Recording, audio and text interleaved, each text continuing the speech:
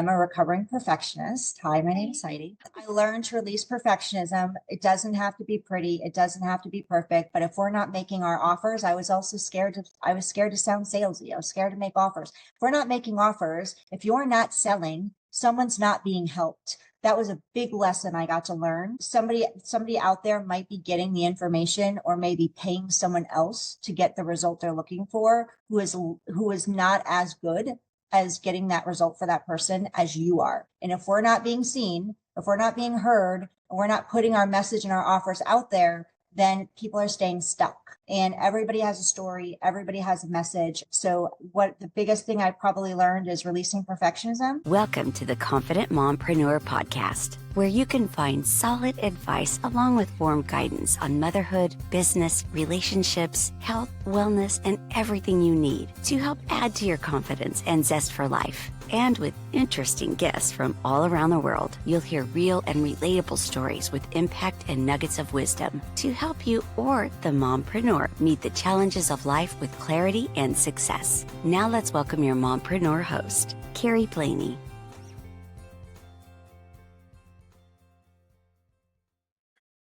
Well, welcome on today, Heidi. I'm so excited to have you here. Thank you, Kyrie. I'm so excited to be here too and dive into our conversation. So thank you for taking the time to meet with me and have me on your show. Yes, I'm so excited. We were just talking a little bit beforehand, and some of the things that you said, I'm like, yep, relate to that. Yep, relate to that. So I'm so excited to get into it and kind of get to know you a little bit more. Do you want to just start us out by introducing yourself a little bit about who you are and what you do and your family and all the things? Absolutely. So thank you so much. So my name is Heidi Schalk. I am a business strategy and visibility coach and a mompreneur. I have two kids. That my son is age 13. He'll be 14 at the end of November, which is this month that we're talking. And my daughter is 15. So they are pretty close in age. And it's a journey now moving into navigating the teenage years. So if any of you moms out there have any advice, please reach out to me and let me know. I feel like that's the consensus at every single age with kids. It's like we don't know what we're getting into every single time. No. Me and their dad I'm divorced. So me and their dad, we have a great relationship. We just had an hour-long conversation about the new things and the new chapter we're entering. And I'm very blessed. We both agree we're very blessed. Our children communicate. I was not a communicator, and that's part of my story. When I was a child, I was scared to be seen and heard. I'm so grateful that my children are open with us. So, but it's still scary moving into this next chapter. So I feel for all of you mamas, no matter where you're at with when you have children, it's scary depending on your different stage that you're in. Yeah, definitely.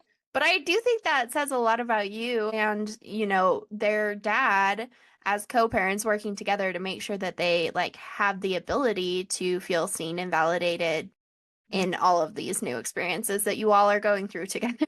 Yeah, absolutely. It's funny because, and I know this isn't part of what we're going to talk about, but my daughter said to me the other day, and normally I'm always so nervous about what trauma am I going to put my children through, right? What trauma am I creating for them? Because again, their view of what's happening in our family and in the world is different than our view of what's happening because they don't know everything behind the scenes, right? So I was thinking about, I think about that. I'm like, oh, I hope that they're going to be okay. We went through a divorce. They grew up in a divorce. I hope they're going to be okay. And my daughter was talking to a friend of hers in school, and she's a sophomore. So she has some seniors in her class and they're working through their college essays. They're writing their college essays. And one of her friends is like, what are you going to write your college essay around? And my daughter's like, I don't know. And she said, what are you going to write it about? And her friend's like, I don't know. I don't have any trauma. And my daughter's like, me neither. Our parents are like, luckily we have, good parents. And I was like, I think every parent's a good parent. It's just a matter of opening that door of communication and doing the best we can in the moment.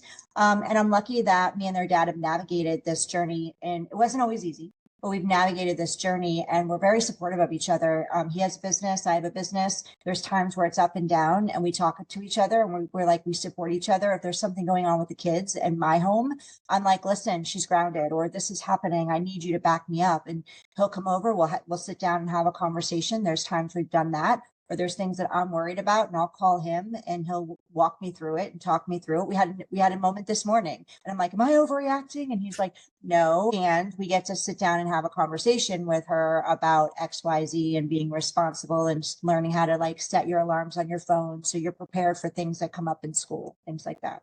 No, that's so great. I love that you talk about that because I feel like divorce, especially, can be one of those topics that's really hard. And you're like, ask yourself if you're going to traumatize your children through it. But like the ability that you have to like create still good co-parenting relationships and provide that stability, even if they're going back and forth between two homes, is amazing. I mean, that's definitely one of those things. I'm also a single parent that went through a divorce with my son while he was like, 3 years old. And I'm like, is this going to traumatize him?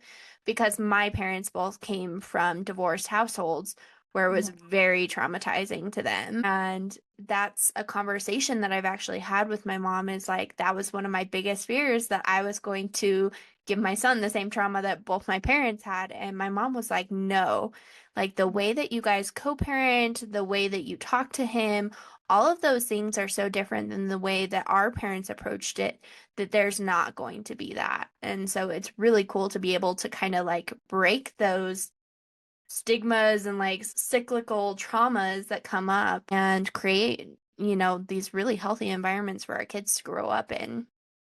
Yeah, I think communication is the biggest thing. And you have that with your son. And I tell my kids all the time, listen, I'm not perfect. If I'm going to lose it sometimes. I'm a human. I'm a mom. I'm a human. There's things where like things will be a mess. And I'm like, I had enough. And then I'll be like, okay, so there's moments where I'll go back and I'll be like, listen, I apologize. That had nothing to do with you. I was stressed out about this other situation. And I let it out on you. And it doesn't happen often, but there's times where I'll be like, if I'm in the wrong or it wasn't really them that should have happened, that I was projecting onto them. I'm flat out honest and be like, listen, I'm human. I'm not perfect. This didn't come with a manual. Like I'm learning as you're growing and navigating. And I might be overprotective at times, especially as she's learning how to drive. And now my son's going out with his friends at night and learning, doing all these things where I'm not around for a few hours. And I'm like, oh my gosh, are they okay?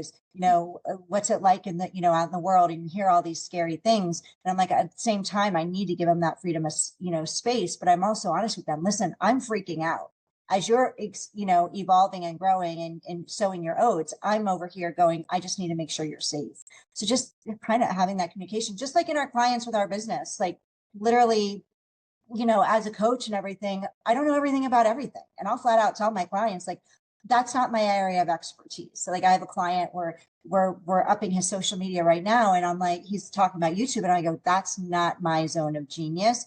I can help you with YouTube. But as far as exploding your growth on there's an SEO piece of that I know zero about. So just having that communication in all areas of our lives, I think is really key. And that's going to help everybody know what's expected, like even in the home, like what's expected. What do we expect from our children? What do we expect from our clients? What do our children expect from us? And what do our clients expect from us? Such a good point. Well, and I love that. I think our generations are getting so much better about having more open communication and being able to like say that we don't know things or apologize, when something goes wrong or, we're human in those moments. And I do think it's having a really positive effect on everything. Like you said, our parenting styles are evolving and getting better, and our businesses are growing, and it's just amazing. Which you talked a little bit about your business and how it's really tied into some of these topics that we're talking about with our kids about feeling seen, feeling validated. It's also kind of the premise of your business. How did you get into your business? What is your business? All of those. I'm a business strategist and a visibility coach. We also just launched an agency arm, a marketing agency arm, where we actually do everything for our clients. So we will handle their social media. We will get them on stages, at podcasts, things like that. Because as far as like marketing isn't just social media. There's other ways to expand your marketing. Some people are like, I don't want to be doing this every day on social media. And there's ways that we can get you consistently showing up like you're always on social media without having to do that, and also put you in on stages, both for virtually or in person, depending on what their goals are, that we can actually take that off their plate. So busy entrepreneurs, busy professionals like doctors, lawyers, they don't have the wherewithal, the know-how, or the time to invest in doing this, but they want to create another form of revenue versus just that one-on-one, trading time for dollars with seeing patients or clients. So whether you're in the coaching space or the professional space, we've created this media agency, marketing and media agency, where we can handle all of it for them. We just launched that in the last 2 months. I'm really excited about it. But my business started, my kids were the catalyst. I was moving through my divorce 6.5 years ago. I didn't know what I was going to do. I was a stay-at-home mom up until that point. My whole entire life, I worked 2 to 3 jobs since I graduated college. I was always going. And then I got married and I was able to be a stay-at-home mom. There was every time I had a child, which I had 2 children, each time we were going through a very hard time financially, but I still was home with them. That being said, I was taking them to school, the homeroom mom, co-chair of the auction committee for their school. So they saw me at school at least once a week, if not 2 to 3 times a week. Now I was moving through divorce and my husband had made 6 figures to 7 figures toward the end. And there was nothing. There was no money. So I needed to figure out what I was going to do and how I was going to support us. But quickly I realized that a lot of people struggle with their why, and a why is something that, and you as, in the entrepreneur space, you understand that. But for those of you listening, or you're thinking about being an entrepreneur, it's really one of the first things you need to get clear on is your why. And my why was clear from the beginning. I wanted to be home with my kids. I knew my son had ADHD, was not diagnosed yet. He was moving from private school to public school. Very smart boy, advanced for his intellect wise compared to his age. But he could not sit still to save his life. That was the biggest struggle. Biggest struggle. The teachers would be like, he wants to learn. He wants to do this, but he just physically cannot. He would literally just get up from his chair and lay on the floor. So when he moved into 3rd grade in public school, we had him diagnosed because the teachers pulled us in within the first week. They're like, we have to do something. So we were navigating the change of schools, navigating the divorce. And I wanted to start a business to be home with them. I did work 2 jobs as I was building my business, but as I was in the first 10 months of growing my business, I hit a wall. I hit burnout. And I was like, what do I need? I can't keep doing what I'm doing. I was rinsing and repeating the same chaos every single day. Backtrack to when I first started the business, I joined this coaching program that was way out of my comfort zone financially or out of my spending capabilities. And the first thing that I learned being an entrepreneur was you have to actually be seen and heard. And I was like, because when I found coaching, I was like, they make it look so easy. I'm just going to open my business and clients are going to come and I'm going to make a lot of money and I'm going to help them do XYZ and things are going to be fine. It doesn't work that way. It's not as easy as it looks out there. So I quickly found that I needed to be seen and heard. And that literally scared the heck out of me. I would start sweating. My throat would close. My chest would get tight and I would start shaking at the thought of even pressing that live button or record a video. So my business stalled for a while and I was trying to do all the things they were telling me to do. I was working the 2 jobs. I was navigating the new diagnosis, navigating new schools, and my kids were getting the worst of it. So I was basically exhausted at the end of each day and falling into bed. Something had to give. And the one thing that had got to give was my business. So I did step away from the business for about 1.5 years. But that why of wanting to be home with them, that tugged on my heartstrings, kept pulling me back to entrepreneurship. So the next time when I went to relaunch my business, I learned from what the mistakes I made the first time or what didn't work the first time. I immediately hired an assistant. I let go of one of the jobs so I could keep one of the work from home jobs, not the out of home job. And I literally started my business from there. So that's how I launched. That's basically going back to the fear of being seen. One of the women in the coaching program, she was doing really, really well. And her and I had become friendly. She was living in England and I'm in South Florida. She reached out to me in the DMs of Facebook because she saw me hiding. And I always tell my clients and everybody, I'm like, don't be a hiding Heidi. Don't be like me. And this all stems from trauma from my childhood, but I'm not going to go into that right now. But she reached out to me. She's like, I have a challenge for you. Will you accept it? And I said, sure. Thinking we had become friends. I'm like, I trust her. Well, how bad could this be? She's like, great. I want you to go live on the Facebook group right now. And your topic is my breakdown to my breakthrough. I immediately shut down. My throat got tight. My chest got tight. I started sweating. I started shaking. I'm like, I can't do that. And she's like, I'm here to support you. but I'm on the other side of the world. She's in England. She goes, it's after midnight here. I get to go to bed, but I will be there for you, but you get to do it now. And I went live in the Facebook group, and not only was my chest tight, my throat closed, I was shaking and sweating, but I was actually crying. But it wasn't a pretty girl cry. It wasn't cute at all. I wasn't prepared. I didn't have tissues or anything with me.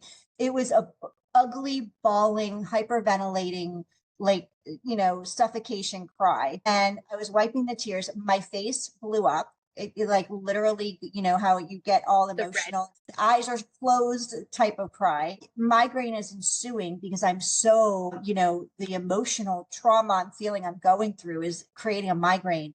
I get through the live stream, I hit end, and she goes back in the DM and she's like, that was great. And I'm like, no, it wasn't. And she's like, I have another challenge for you. Will you accept it? And I'm thinking, well, it can't be any worse than that, but I didn't die, but I know it's not going to be anything near that traumatic.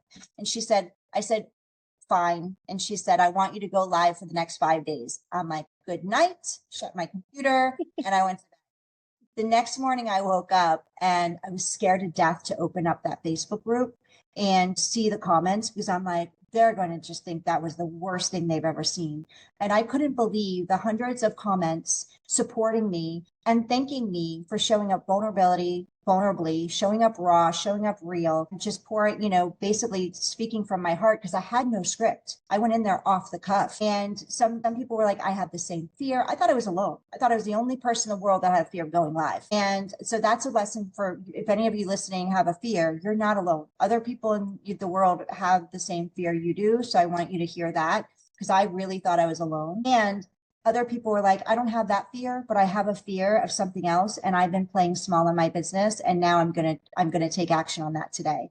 One of the coaches inside of the Facebook group did an impromptu training around my live stream talking about the power of vulnerability.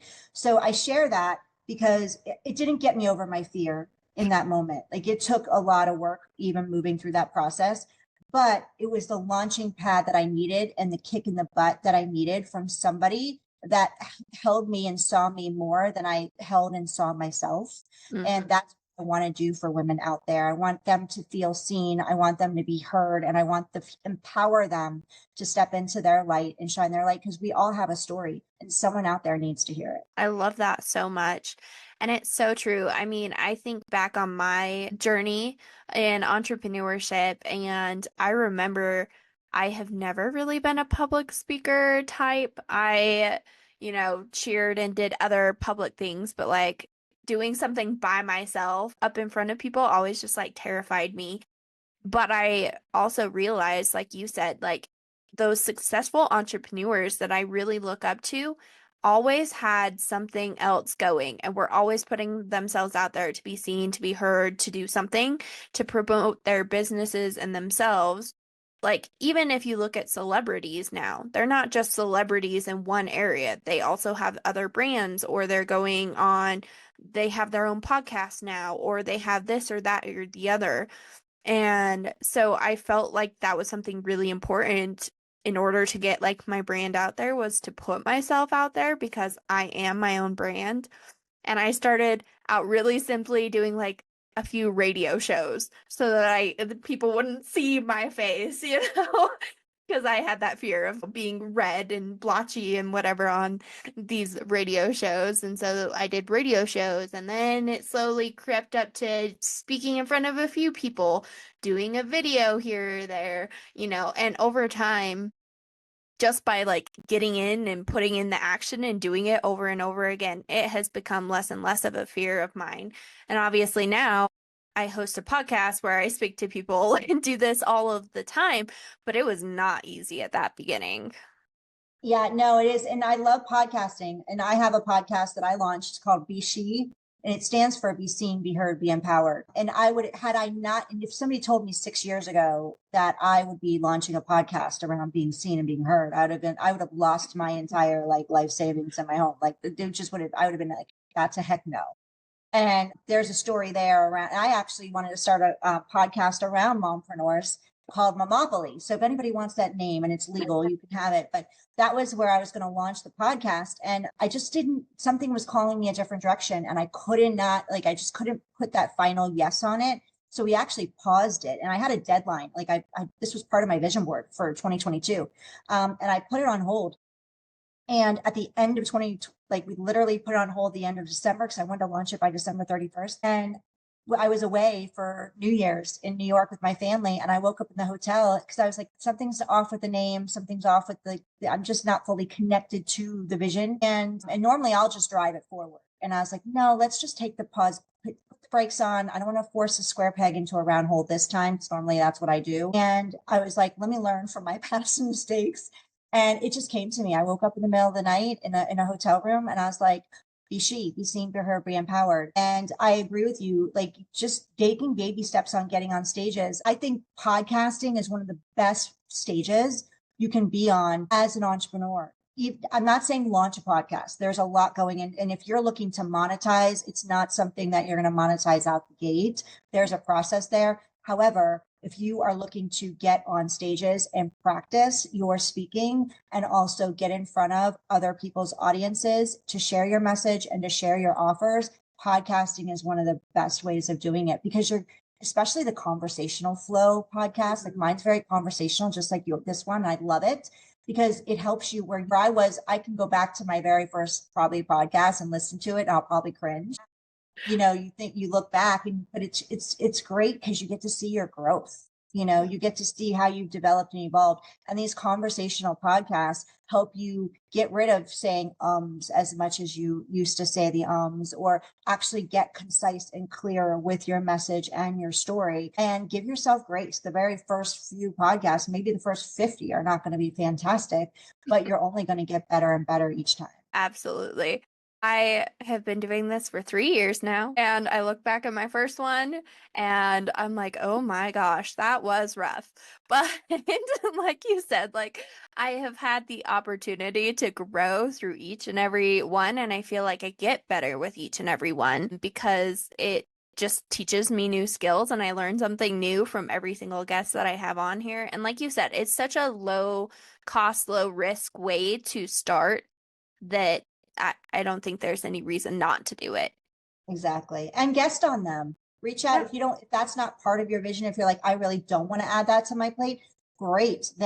But get on podcasts, because so many people are listening to them. You reach an audience you may never, ever been able to reach before, or would have ever been able to be in front of otherwise. And you're like, there's two different stages. There's your own stage, which you get to market, promote all the things. You're in charge of all of it. And then there's other people's stages where you get to show up and leverage their audience. So why not do both? You can incorporate both of those options in there. And podcasting is a great way. You don't even, especially as a mom, you don't have to leave and travel and leave your family to get on a stage and reach a lot of people and make a great impact. You can just do it through the virtual stage of podcasting. Yeah, which is amazing that we have those opportunities now. Like you said, especially as mompreneurs, when we're already so busy and maybe don't want to spend that time away from our kids. I love the name of your podcast too. Like, what a great message in such like a short, condensed thing, I love that. And the fact that you kind of stepped back and away from some things when you were building your business, when you were starting your podcast, all of those things obviously led you to where you are now. And I think that's something that especially a lot of women entrepreneurs kind of get twisted, is that you think that stepping back or stepping away from something for a second is going to completely demolish all of the work that you put into it so far. Sometimes it's that step back that really leads us into what we need to do from there and gives us that clarity. Absolutely. And there's two ways of looking at it. There's pros and cons. You definitely want to be able to step back for the betterment of yourself. And that's a self-care thing. I don't have a better word than thing, but a self-care thing that I'm thinking, like, sometimes you do need to step back to take multiple steps forward. That being said, when you're getting momentum, you don't want to, that's the time you really want to push forward on the gas. So there's two ways of thinking there, but I was going through burnout the first round. I had to, it was like something had to give before I lost everything. And for the betterment of me, my well-being and my children, I got to step away from my business. And it was the best thing I did, because I did have income coming in. I was just like, I really wanted to be home with them. And I'm like, okay, well, what's going to be the healthiest situation for us right now? I need to put being home with them on the back burner in order to give them, when I am with them, the best version of me. They were getting the worst version of me when I was fighting so hard to be home with them. And then with the podcast, I am a big, like, I'll just push, push, push. And that's a very masculine, version of me. And I'm very masculine driven. And I'm learning how to be more feminine in my business as well. So I create a healthy balance. And I'm going to share something that when it comes to being a mompreneur, I hear a lot of people talk about, that work-life balance. And people may disagree with me, and this is fine, but I threw that out the window about 8 months ago. I was actually, somebody was on my podcast and we were talking about it, and she was a self-care expert, and we were talking, and I go, you know what? I don't think I'm on board with this work-life balance thing. And she's like, what do you mean? I'm like, I just realized having this conversation that I'm setting myself up for failure every single day, trying to achieve work-life balance, and seeing all of these gurus saying, oh, you can create work-life balance, and I'm not creating it. So I always feel like I'm failing. I don't want to go to bed every day feeling like I'm failing.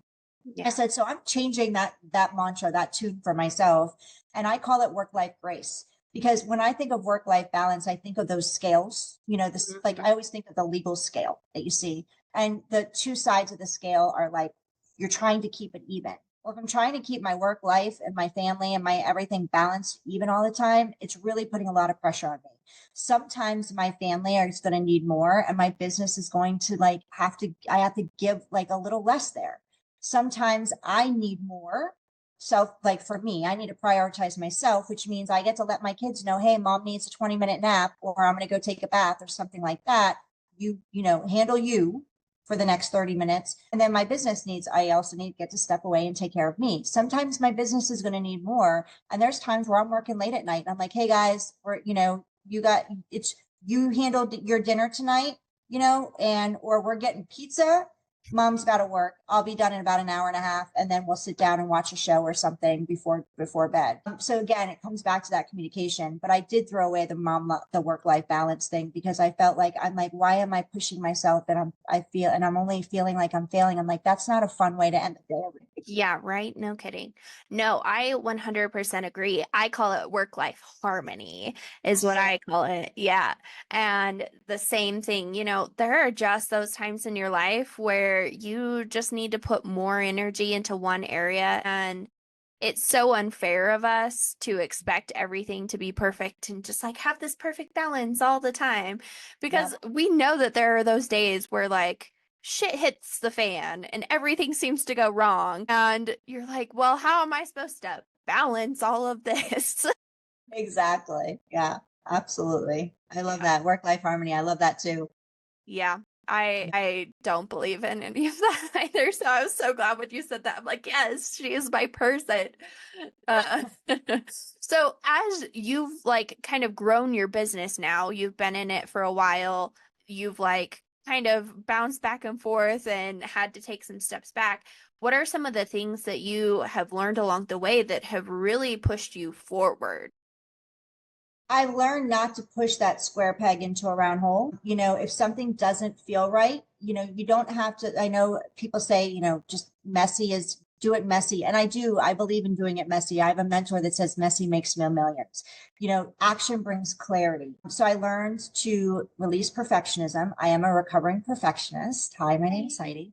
I learned to release perfectionism. It doesn't have to be pretty. It doesn't have to be perfect. But if we're not making our offers, I was scared to sound salesy. I was scared to make offers. If we're not making offers, if you're not selling, someone's not being helped. That was a big lesson I got to learn. Somebody out there might be getting the information, or maybe paying someone else to get the result they're looking for, who is not as good as getting that result for that person as you are. And if we're not being seen, if we're not being heard, and we're not putting our message and our offers out there, then people are staying stuck.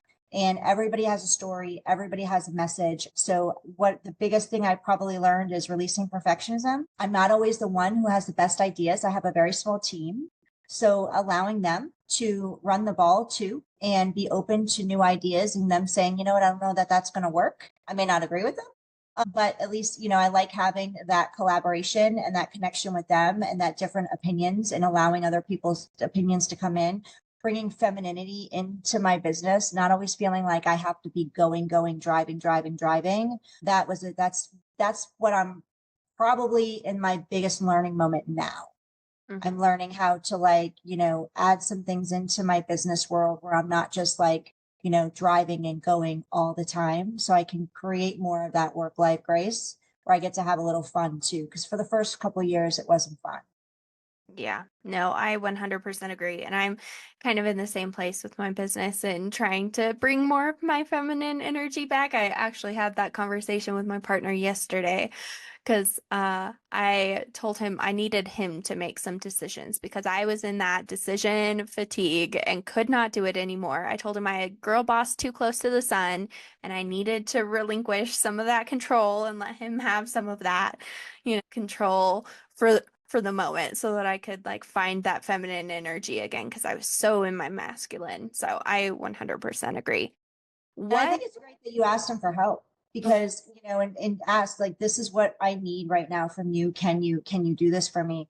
And that's one thing I didn't do. So asking for help is part of that feminine energy that I'm now in that learning moment of, I don't have to do it alone. And that's one of the things I learned too. I hired before I was ready. I did hire an assistant right out of the gate the second time. And I'm learning how to ask for help and leaning on people and building a network and having community. I think that's a big thing that I wish I would have done from the beginning. I would have enjoyed my business more and I'd probably be further along.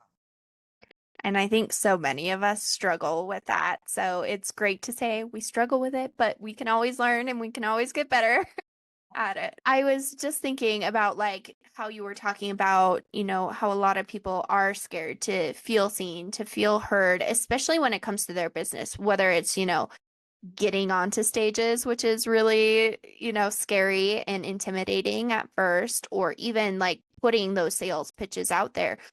How do you walk your clients through, okay, here's a big fear of mine. How do we get through that? How do I like overcome this? And how do I do it in a way that feels authentic to me? Well, first it is like determining what the fear is and also determining what shows up for you when that fear happens. So for example, there was a year ago, this past October, so not this past October, but a year before that, there was a speaking competition locally. And I was like, should I do it? I literally it was a week away.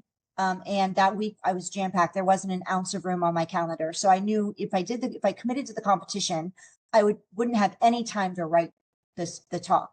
And it was only a minute or 2 minutes, but I still I'm not going to be able to write it. And if I do something, I want to do it well. I want to show up prepared. As soon as I thought about it, I was on the phone with my business partner and I'm like, should I do this? Should I not? My chest got tight. I started sweating. I started shaking and my throat started closing. My throat up here literally gets tight sometimes when I have a fear of being seen or heard.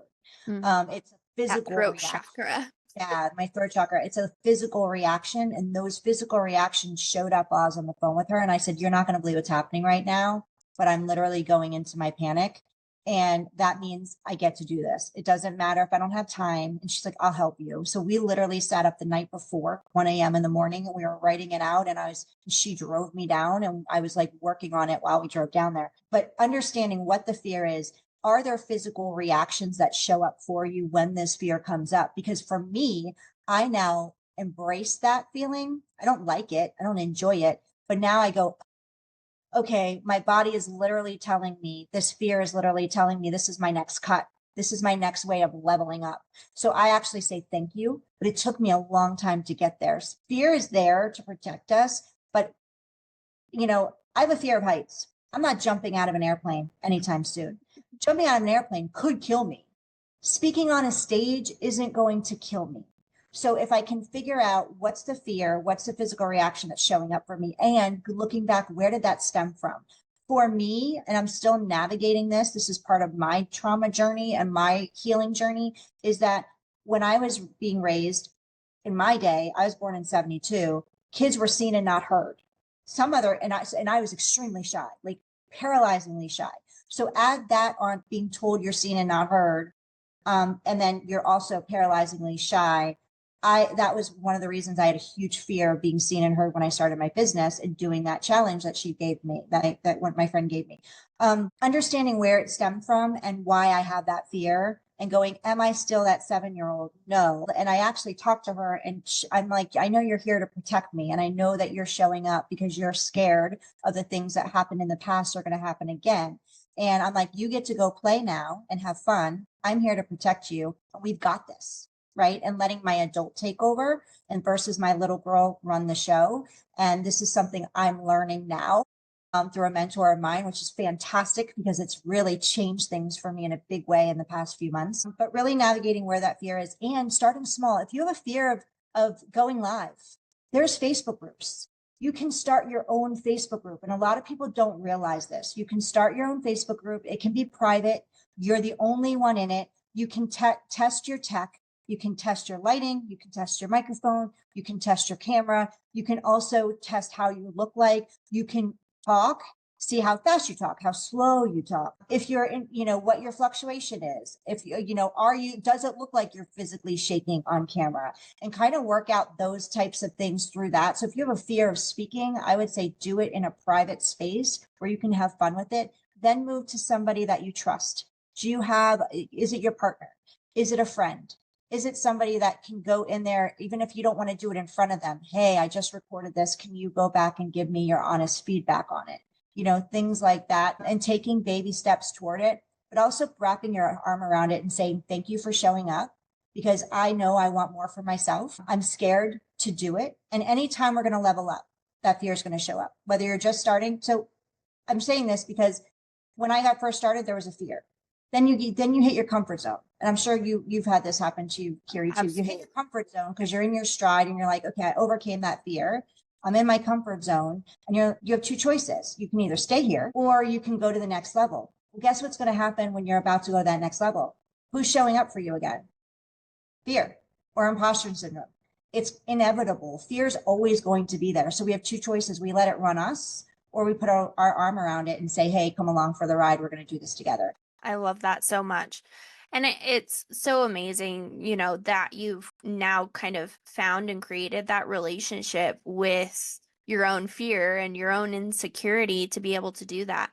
But like you said, I feel like we get better at one thing and then it requires us to step up into the next level and then we have to go through it all over again. And I still have fear of going live. Before I hit that live button, the fear it's never fully gone away. I've been doing this for years now. You can usually go live on a dime, but there's still that all of a sudden my body, sometimes I'm like more nervous than other times. If I'm doing a challenge and I'm prepared, I have no fear. If I'm going off the cuff, I'm like, oh, what are people going to think about me? Am I going to flub it up? Is somebody going to have like a negative comment? That fear shows up. I don't care what level you're at. I think there's fear that's always going to be there. Absolutely. And I mean, it's so funny now because I think I'm the same way that you are, where I've like kind of become friends with that fear in a place where if I get too comfortable in a space, I'm like, okay, what's next? What am I going to do next to scare me? What am I going to do now? One of those examples is like I'm really big on weightlifting. And so it was something that I was like really terrified of. And I hadn't stepped foot in a gym in 6 years. So then it was like small steps of going to the gym once a week. And then it was twice a week. And then it was like every day. And then it was like, okay, I'm like used to this. This feels good. Like I'm doing great. Okay, well, what's next? Well, how about we do a powerlifting competition? So then I started getting into powerlifting competitions and now I've been doing that for a while and I'm like, chip for powerlifting. I was talking to my therapist about this yesterday and I was like, after my last competition, I struggled really hard with it and it wasn't my greatest, competition. And I really struggled with it and swore I would never do this to myself again. And then I immediately signed up for the state championship because I'm like, I have gotten too used to this and I'm too comfortable that I'm like, I need to push myself outside of that comfort zone again. And so it's kind of fun once you get to that spot, but it's not fun when you're starting out. No, it's not. Yeah. And that's awesome. That's congratulations. So proud of you. We have so much in common. I did a bodybuilding competition way back before my kids were born. Yeah. And figure, and there's a whole lot of things that came after that. But yeah, it's awesome. And you kind of like, especially when it comes to exercising, those endorphins start running and then you Oh miss yeah. the gym. You're like, oh, I gotta go. Like it's been too, like I can't stop going. So, and thank you for sharing that, because you reminded me I've got to get back in the gym. It's been way too long. I mean, it's so true though. You get that endorphin rush, from doing something new and like doing it, that you kind of get addicted to it. And I have Yeah. jumped out of an airplane. Oh, look at you. I don't think I'll ever do that. We will not have that in common. I don't think. No. I'm never gonna call you and let you know. I'll be like, hey, Kyrie, guess what I did? That would be great. I would be super excited for you. Um, it's so fun though. Like you said, once you start kind of getting into it, you recognize like, oh, okay, this is a fear, but actually I made it through it. I'm feeling more confident on the other side of it. And now I've got like this additional like drive to keep going, to do something new, to do something more, because I've recognized that there's that power and strength in myself, that I was able to get something through something that was so scary to me. Absolutely. It's so incredible. So if a client comes to you and says, I have this specific fear of showing up on social media, how do you really help them like process that, work through it, and create the content, and then continue that creation until they're ready to step up into that next level of whatever their next fear is? Well, when it comes to showing up on social media, consistency is the biggest thing, and really understanding who your client is. So we really walk through, we do a lot of mindset work, but journaling is a big piece and a really critical piece of moving through fear. Like really what I shared with before, understanding what the fear is, where it's stemming from, where is it coming from? Is it real? Is it a detrimental fear? Like, is it something you're going to die over? 99% of the time it's not. But really journaling it out, and what is on the other side of it, walking through that fear. What does life look like for you? What do you want? What is the why of why you're doing this? Because when we have that fear, when we have the bad days in entrepreneurship, because it's not all, chocolate ice cream and sprinkles. It's not always going to be great days. It's a lonely journey. It can be a lonely journey. That's why I said at the beginning, like, if I wish I would have entered communities and networked sooner, that way it's not so lonely. That'll help move, those things will help move through the fear, because that why on those days that's tough, connecting to that why. For me, it was, I wanted to be home with my kids. That why will evolve, just like our branding will evolve, our business will evolve. I didn't start off as a business strategy coach. I didn't know anything about business. I started off helping women with goal setting. I had been a personal trainer. I was in the health and wellness space. I really loved that piece of that business, was really motivation, mindset, setting goals and accomplishing them. That's where I started. And as my clients evolved, my business evolved. And as I evolved, my business evolved. So where you are now starting out your business and where you will be a year from now or 5 years from now could look completely different. And it probably will. Your branding will look completely different. If you're single, your branding will look one way. You get married, guess what? Your branding shifts. You have children, your branding shifts, because your branding is just an extension of your reality, of who you are and what your world looks like, because people connect to you. So your branding should encompass those things. So when it comes to the fear, it's really working on that mindset piece, and journaling is a huge piece of it. Also, really understanding who your ideal client is, getting really clear on your why, what your goals are for your business over the next year, 6 months, quarter, and the month ahead. Because the clearer you are on your messaging, the less confused you are on who you're talking to. That's going to help also alleviate the fear, because you're going to feel that will help increase your confidence that you are the expert in your space. You understand the problem that they have, and you have the solution that they're looking for. So when you do get your messaging out there on social media and on stages, whether you're podcasting, virtual summits, challenges, things like that, or walking on a physical stage, that's going to help alleviate the fear, because you're going to feel so well prepared and confident in your message, because you understand your ideal client more than they understand themselves. So good. Well, and I think you said a lot of things that like are very true about kind of people being afraid of that evolution, especially when it comes to our businesses. I feel like a lot of us don't move forward with things because we're like, but what if I decide to change it in a month? Well, then that's okay. You can change it in a month, but don't let that stop you from starting something now. Because like you said, we're going to go through those natural evolutions in our personal life. And especially if you're an entrepreneur or a solopreneur, like your brand is you and it should evolve with you as you're growing. Absolutely. And action brings clarity. Inaction will keep you stuck and confused. Taking action, even if it's the wrong step, and I don't believe any step is wrong, it's just going to bring you clarity on, you know what, this isn't the direction I want to go in. But you wouldn't know that if you just stayed where you are and didn't take that step forward. Or, yes, this is the direction that I want to go in. And then you take another step action forward. And then you take another action step forward. And then you go, okay, that's, you know what, that's not the right action step. I'm going to pivot this way. And that comes with everything. Everything is testing. Your messaging is testing. Every single day you put out messaging, it's testing. And that's one thing we should be doing it as entrepreneurs too, is going back and reviewing and revising. What worked this month in my messaging? Where was the biggest engagement I got? Was it in my reels? Was it in my posts? Was it on this specific pillar? Am I getting more engagement when I talk about this specific piece of my business versus this specific piece of my business? I've got to talk about both, but maybe I talk about this piece more because that's what my people really want to hear. Market research is a huge thing too that not enough people do. It's really important that you're talking to people who you feel are your ideal client so you can get inside their heads. So that will alleviate some of the stress, some of the anxiety, some of the fear of putting your messaging out there because you are super clear that your messaging is what your audience needs. And your offers too. When you put out your offers, you're going to feel more confident because you're going to be, I talked to 20 people. These 20 people told me this is where the gap is and what they need to get the solution that they want. And I know I'm providing that. I've created that. Now I'm confident in putting that out there. And that's going to help move you past the fear of actually putting that information out there and making your offers. Yeah, absolutely.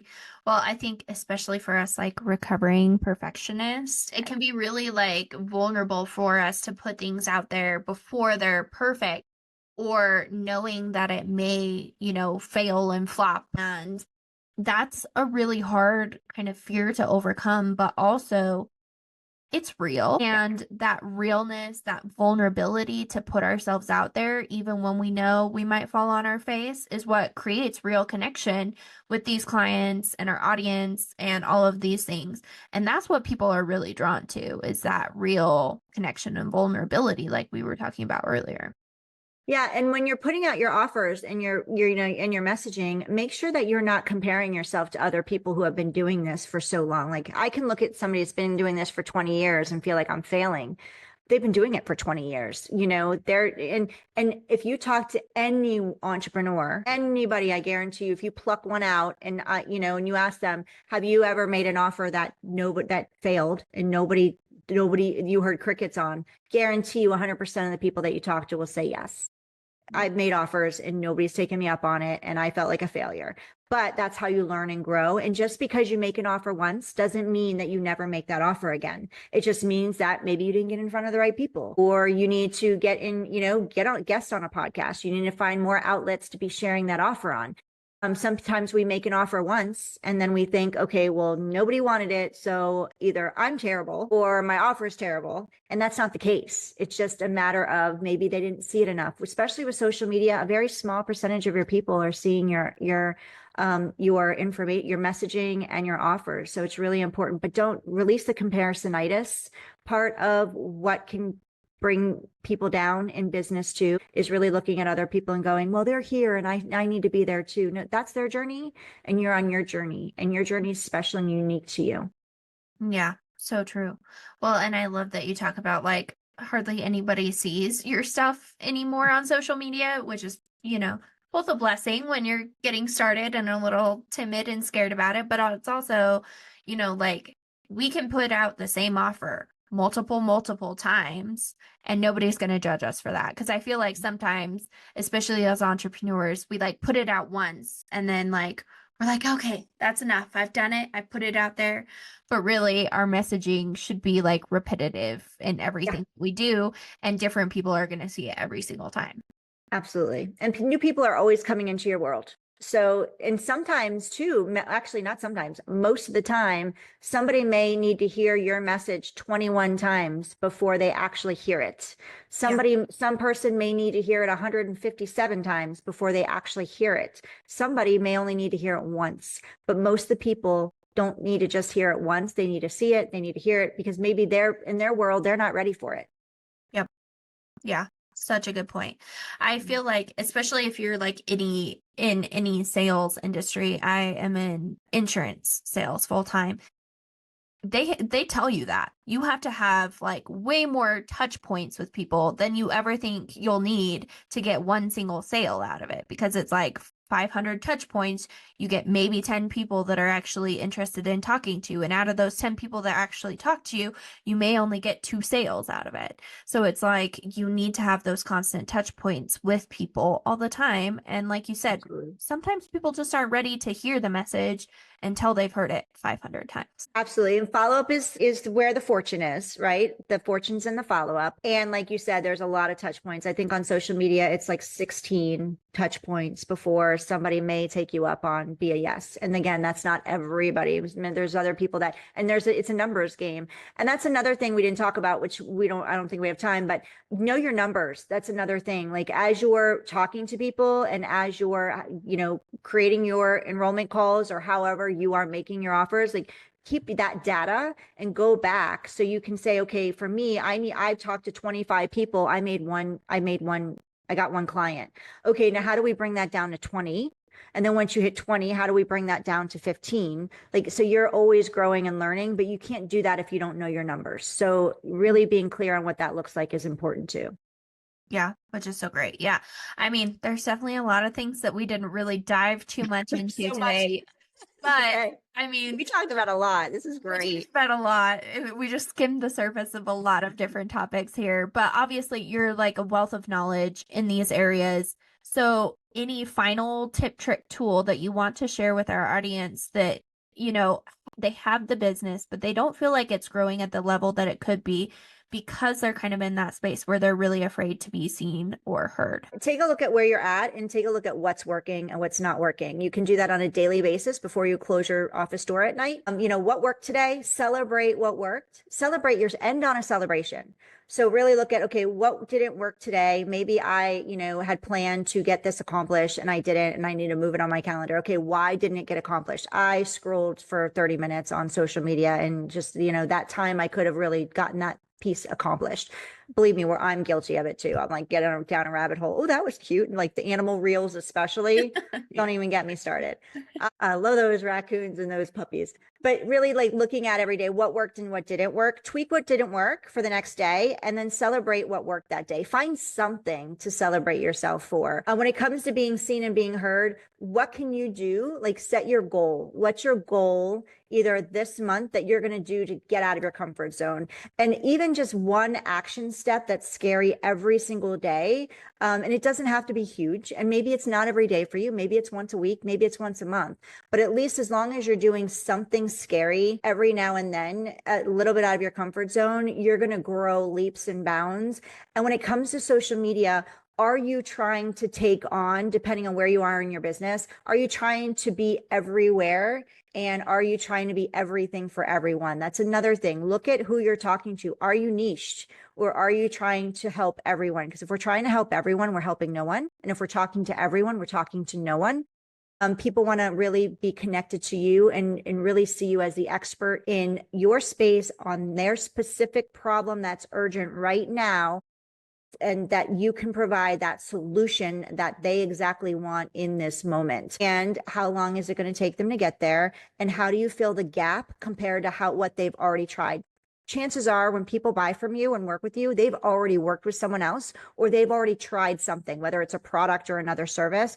Find out what that gap is and then fill that gap for them, because that's probably where they're most likely where that solution is going to lie for them. I hope that all made sense because I gave you a lot there. No, that was More I great. can give you, but and have fun. At the end of the day, try and bring fun into your business. I'll turn my music on when I'm getting ready in the bathroom, and I love musical theater. So I'll always say, "Hey Google, play Hamilton on Pandora." Thank God it's not plugged in right now, or it'd be going off. I like crank the musical theater music up, and I dance around, and that gets my energy up. Do what works for you. Go outside and walk. Make sure you're doing things for you, and taking care of you in the process, and have some fun in your business. Love that. Great tips. No, that totally made sense. It was really great. Like I said, there's so much more we could dive into here, but we only have so much time. So, where do we find you? What all do you have going on right now? All of the things. You can find me on Instagram, on social media. I'm Heidi Schalk Coaching. You can find me on Facebook, Instagram, LinkedIn, TikTok, YouTube. Bishi Podcast. You can go to bishipodcast.com. My platform is open to guests. We are booked through this year, but we're just starting to record for 2025, and we're looking to possibly drop 2 episodes a week next year, 1 guest and 1 solo. So right now I alternate every other week, but I'm looking to do that next year. So fill up and give more people the opportunity to speak and have a stage and outlet to talk on. And where else can you find me? If you're looking to guest on a podcast, I have a free pitch template that you can go grab. You can go to HeidiSchalkCoaching.com, and Schalk is chalk with an S in front of it. HeidiSchalkCoaching.com/podcast. And you can go grab that template and start pitching me and Kyrie and any other amazing podcasts out there that you want to be on. Love it. And there you go, guys. There's your first opportunity to pitch yourself to go on a podcast. Like we said, it's a great way to get in easily, to be seen and get your vision and your business out there. So thank you so much for coming on, Heidi, and for sharing all your knowledge. Really appreciate you being here. Thank you, Kyrie, for your time. And I would love to extend an invitation for you to be on my podcast. I've loved this conversation. I know you can provide a lot of value to my audience as well. And this has been just so fun and easy. And we don't find that all the time. So I'm excited to have you on. So I hope that you'll be a yes. And thank you for your time today and giving me your grace. And I'm grateful to be here with you. And is there anything I can do for you? Honestly, I think it would be great to come on your podcast. So I'm a yes for it. Okay, awesome. You heard it here, ladies and gentlemen. Yeah, so find me on this podcast. You heard it here. Well, thank you again, Heidi. Thank you, Kyrie. Thank you for joining us today on the Mompreneur Podcast. And if you like this episode as much as we did, give us a follow so we can invite you back every Wednesday. And of course, share it on all your socials. Being a confident mompreneur means uncovering your strengths and struggles so you can dive in and learn how your next steps could be your greatest.